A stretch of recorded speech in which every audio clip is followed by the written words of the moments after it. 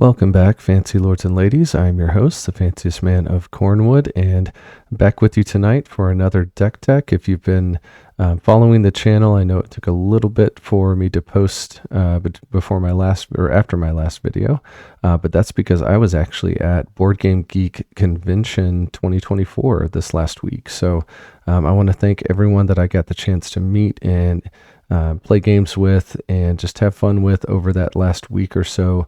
It was another fantastic convention this year. If you're ever in the Dallas area around this time in November and you're able to attend that, just tons and tons of great people, tons of great events, and even, it turns out, a little bit of Magic the Gathering. I got to play a powered cube, and then I know there were others playing some Commander. One morning there was also another Lord of the Rings cube, which unfortunately I didn't get to take part in that, but seemed really neat. Just big shout out to Jeff, who runs the powered cube every year at that convention and just does a fantastic job. Shout out to a bunch of the guys that are kind of long timers, Kenneth and Scott. I know there's some other guys whose names I'm forgetting, but yeah, just want to thank y'all for really making that so much of a fun event and just a really great thing to look forward to every year at that particular convention. So we are back with the deck tech today. We've got Thurid, Mare of Destiny. This is one of our new commanders from Foundation, and one that I really wanted to take a look at because I don't make a lot of tribal decks. When I first kind of got back into Commander a few years ago, I made a few, and I did have fun with them, especially, merfolk decks that had a lot of different sort of interactive pieces to look through and things like that. And I wanted to do a deck here on Thurid because, as soon as I saw that this is letting you copy and make tokens of spells and things like that, I, of course, just thought that was a neat idea for a tribal commander and wanted to see how far we could take it. So Thurid, Mare of Destiny, for 2 generic and 2 white. This is a legendary creature, Pegasus. It's a 2/4 with flying and lifelink. Whenever you cast a Pegasus, Unicorn, or Horse creature spell, copy it, and then the copy becomes a token. Other Pegasi, unicorns, and horses you control get +1/+1. So obviously pretty straightforward. Most tribal commanders are, but the fact that this is letting us just double up on our creature spells, we'll see later on in the video, and I'm sure some of you have seen it pointed out that there's actually a way with an artifact to make all of your creatures that don't even fall under those categories every creature type as well. So we will be looking at that when we get to that section, but let's start out by just looking at the strategy overview. So obviously with our commander's ability, we want to be getting Pegasi, Unicorn, and Horses out as fast as we can, and we're going to have plenty of great examples of that in the deck. I've got Crested Sunmare here, which is a 5/5 horse that will make more horses as you gain life. So we do have a few pieces in the deck, including our commander, that will just either have lifelink or kind of incidentally gain us life, and we are going to love seeing Crested Sunmare trigger off that. So we've also got a lot of ways in mono white now to draw cards, and that's one thing I kind of wanted to highlight with this deck. Again, when I kind of resumed playing Magic and came to Commander a few years ago, mono white was still under that kind of cloud of not really having good card draw options, not having a lot of options for consistent card draw, things like that.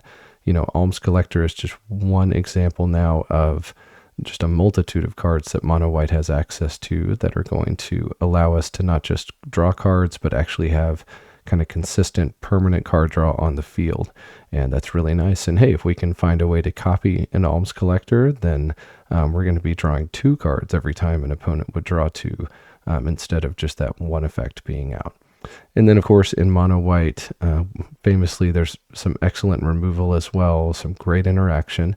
And we've just got one example of that here in Swords to Plowshares. This is a classic removal spell that just gives you great value, exiles any creature on the board, unless it has hexproof or something like that. And we just love to see that in a deck that is going to be wanting to spend most of its mana each turn casting creatures, and maybe protecting those creatures if needed. All right, so speaking of creatures, let's look at some of the different horses, Pegasi, and unicorns that we have access. There are other horses in the deck, I believe, other than Crested Sunmare, but here we have 2 of each of the Pegasi and the unicorns. First, we have Boreas Charger for 2 generic and a white. This is a 2/1 creature Pegasus. It has flying, and when Boreas Charger leaves the battlefield, choose an opponent who controls more lands than you, search your library for a number of plains cards equal to the difference, reveal those cards, put one of them onto the battlefield tapped, and the rest into your hand, then shuffle. So this is just nice to have on the battlefield and kind of double up on insurance. In case our creatures get removed, we'll be able to kind of ramp out and catch up to any opponent that's caught ahead in lands and things like that. Next, we have Capuchin Unicorn for 1 generic and a white. This is a 1/2 creature unicorn.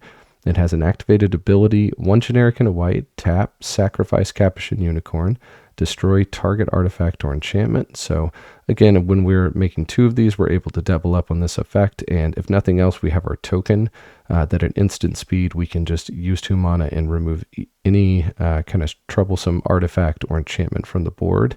And it's just nice to have that flexibility. And if we really are kind of up against it with an opponent that has tons of threatening artifacts or enchantments, then we can do that twice for a total of 6 mana, which really isn't too bad considering that we're also getting a body on the field in addition. 2 bodies.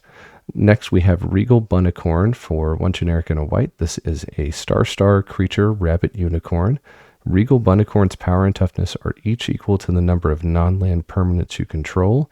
Obviously, with us doubling up on hopefully most of our creatures, if not all of them, this is a 2-drop that is going to copy itself. Well, our commander will hopefully copy it, and then it can just get out of hand really quickly with how big it is and make for a great attacker and a great blocker.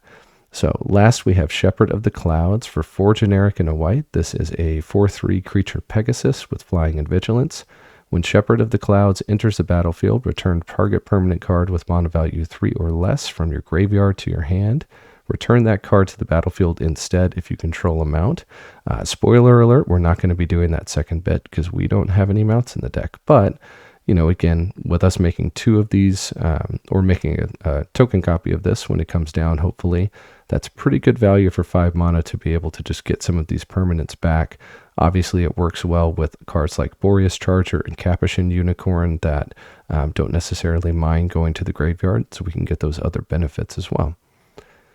All right, next let's look at the other good thing that makes these tribal decks go, especially in white, where I feel like we have even better options than we do in some of the other colors for Changelings. And that, Changelings is just a type of creature that will come down and be every creature type in addition to whatever ones you need. So let's look at those. First, we have Bloodline Pretender for 3 generic. This is a 2/2 artifact creature shapeshifter. It has Changeling, so this card is every creature type. As Bloodline Pretender enters the battlefield, choose a creature type. Whenever another creature of the chosen type enters the battlefield under your control, put a +1/+1 counter on Bloodline Pretender. All right, so again, doubling up every time that we cast a creature, hopefully from here on out after we cast our Bloodline Pretender. We're going to have 2 of these getting 2 tokens each because those creatures should be doubling up as well with our commander. Seems like pretty good value. Next, we have Crib Swap for 2 generic and a white. This is a tribal instant shapeshifter. It has Changeling, so even though this is a spell, it's also all these creature types. Exile target creature. Its controller creates a 1/1 colorless shapeshifter creature token with Changeling. All right, so although I don't believe our commander will trigger this since it's not a creature itself, we do have other cards in the deck that care about certain creature types, playing cards of that type and things like that. So if nothing else, this is a really good removal spell in white, just like Swords to Plowshare, to be able to exile a creature instead of simply destroying it and sending it to a graveyard. All right, next we have Maskwood Nexus for 4 generic. This is an artifact. Creatures you control are every creature type. The same is true for creature spells you control and creature cards you own that aren't on the battlefield. And then for 3 generic and tapping our Nexus, we can create a 2/2 blue shapeshifter creature token with Changeling. This card is absolutely incredible in this deck. And the reason is, although we don't have a lot of creatures that don't fall into either the creature types we want or our changelings. We certainly do have some, and to be able to double up on those creatures as well as, the ones that we would already be doing so with our commander is just very, very good. It gives us a way to sink mana later in the game. We have lots of enchantments and artifacts that want a creature type out on the battlefield and are going to make it bigger or benefit from those entering the battlefield. So yeah, Maskwood Nexus is just one of the most important cards in our deck, and seeing this in your opening hand or early on in the game is going to make you feel great about how fast you can kind of get out creatures and benefit from all the different ways we have of pumping them. All right, last for this category, we have Valiant Changeling for 5 generic and 2 white. This is a 3/3 creature shapeshifter. This spell costs 1 less to cast for each creature type among creatures you control, and that effect can't reduce the amount of mana this spell costs by more than 5. This does have Changeling, so it's every creature type, and then it also has Double Strike. So generally, we should be able to cast this for 2 white mana. The reason being, if we can just get one of our changelings out, even if it's a cheaper changeling like Universal Automaton, that's actually a 1-drop, those cards have every creature type, so they will just immediately reduce this down to 2 white mana. And, two 3/3 double strikers that will immediately be pumped to a 4/4 with our commander seems like a pretty good deal for 2 mana. All right, so next let's look at some ways to either get more creatures out or to keep pumping those creatures that our commander is copying. First, we have Banner of Kinship. This is for 5 generic mana, an artifact.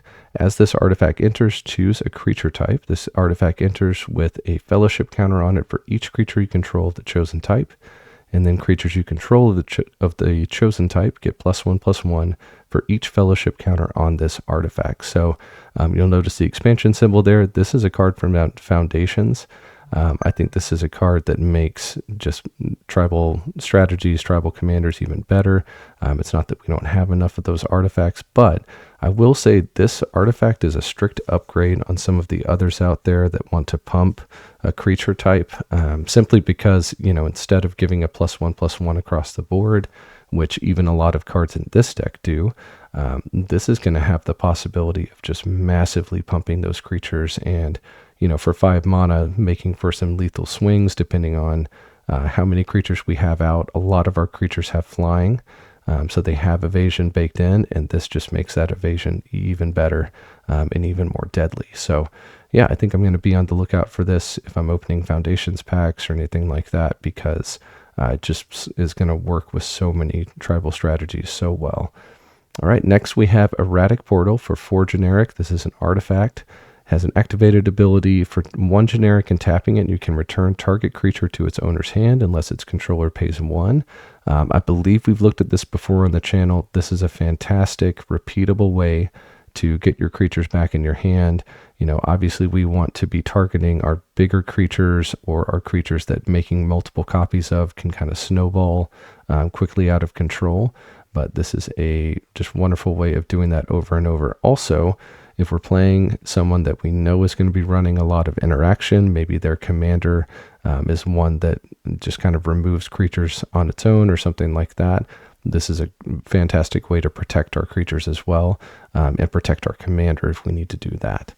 Next, we have Radiant Destiny for 2 generic and a white. This is an enchantment with Ascend. So if we control 10 or more permanents, we get the City's Blessing for the rest of the game. That means whether this is on the battlefield or not, we just have that. As Radiant Destiny enters the battlefield, choose a creature type. Creatures you control of the chosen type get +1/+1. And then as long as we have the City's Blessing, they also have Vigilance. So kind of like the Regal Bunnicorn, getting a bunch of permanents out is typically not a problem for this deck. And if anything, we'll be doing it, fairly quickly. Usually I would say by turn 5 or 6, or even earlier than that. Hopefully we'll have those permanents out.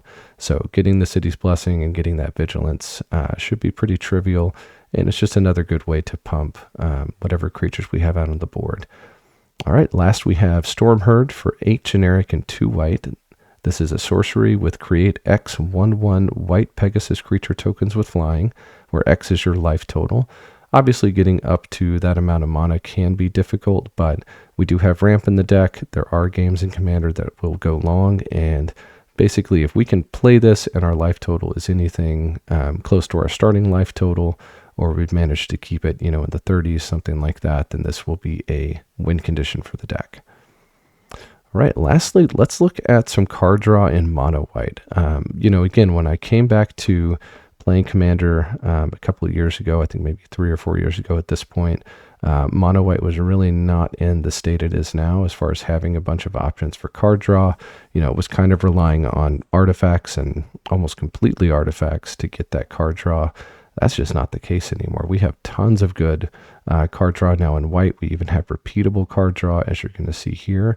So let's jump right in with Benny Brack's Zoologist for 3 generic and a white. This is a 3/2 legendary creature, Elf Druid. It has Convoke, so our creatures can help cast this spell. We can tap each creature that we want while we're casting it to pay for 1 or 1 mana of that creature's color. At the beginning of each end step, if you created a token this turn, draw a card. So we have some ways, you'll see here on the next card actually, in the deck to keep making tokens.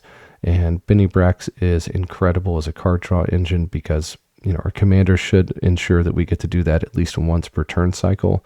And then if we have those other ways as well, then we're just going to be drawing tons and tons of cards. And in mono white, that's kind of a luxury we haven't always had. So I'm happy to run that in the deck now. Next, we have Chivalric, I hope I'm saying that right, Alliance for 1 generic and a white. This is an enchantment. Whenever you attack with 2 or more creatures, draw a card. And then for 2 generic and discarding a card, we can create a 2/2 white and blue knight creature token with vigilance. Again, this combos really well with Benny Brack's. It can also combo very well with Maskwood Nexus. Even if we don't have the Nexus out yet, as soon as we get it out, then all of these 2/2 tokens we're making are going to get pumped, and they'll also benefit from some other cards in the deck, as you'll see in our last example here. Next, we have Idol of Oblivion for 2 generic. This is an artifact with tap, draw a card, activate only if you created a token this turn. And then it also, for 8 generic, tapping and sacrificing the idol, can create a Tintin colorless Eldrazi creature token. I don't see us using that last ability much. It is possible with our Nexus out that we just have enough pump, and we can do this in instant speed, that we just want that last big attacker to maybe take out a defenseless opponent or something like that. But otherwise, this has just kind of become a gold standard in a deck where you're making tokens anyway, which our commanders, we want to be doing that regardless of anything else. This is just a way to get that kind of permanent effect on the battlefield and hopefully be drawing a card every turn cycle. And, for 2 generic mana, that is a fantastic deal. So hopefully we want to get this out early and often, and then just kind of passively benefit throughout the game from playing those Pegasi, Unicorn, and Horses and getting those creature tokens out on the battlefield. Last, we have Vanquisher's Banner for 5 generic. This is an artifact. As Vanquisher's Banner enters the battlefield, choose a creature type. Creatures you control of the chosen type get +1/+1. And whenever you cast a creature spell of the chosen type, draw a card. So just another way to pump our creatures, but in this case, we're also getting to draw cards whenever we cast those spells. Again, with Maskwood Nexus out, that means every time we cast a creature spell, we're drawing a card, and that's just a really great thing to be doing. So thank you so much, guys. If you've stuck around and watched the video, I appreciate it so much. If you could leave a like, or and obviously if you enjoy the content, if you'd like to subscribe, that also helps the channel out.